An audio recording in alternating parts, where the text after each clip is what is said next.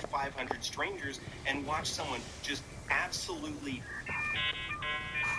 Really, the only things that are missing are either aesthetic, like the giant contiguous three-dimensional representation of the internet, where you can walk from one web page to the next, or maybe not even physically possible at all, like the snow crash virus itself.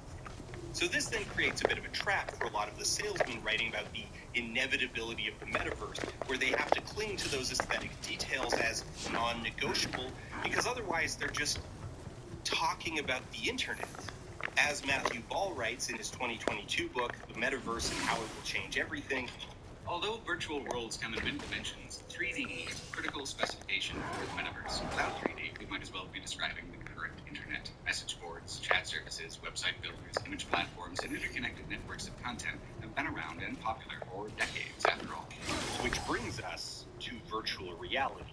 VR is pretty cool tech. I really like it. It's also pretty limited, or more specifically, the tech runs up against a pretty big barrier, which is the human body.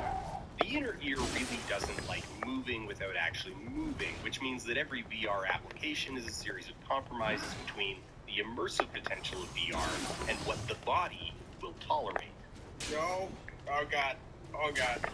Because Stevenson's metaverse is a plot device, effectively an alternate dimension, the characters are able to navigate the space however Stevenson wants them to. And because it's narratively interesting, when the characters want to get from one part of the metaverse to another, they need to traverse the distance between those 2 points.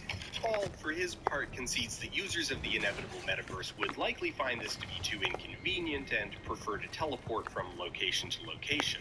The reality is even more restricted. The compromise is that overwhelmingly virtual reality experiences are largely static experiences, with freeform movement around a small footprint, with the user teleporting from spot to spot, even within the same virtual room.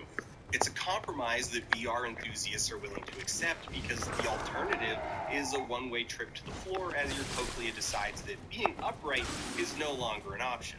The end result, the actuality of virtual reality, is that it's an incredibly potent tool for an unfortunately limited number of applications.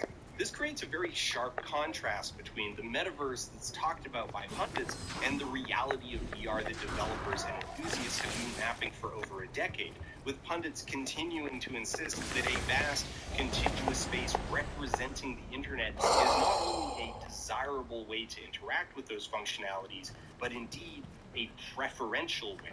How this manifests is a metaverse that exists overwhelmingly in the form of blog posts about the inevitability of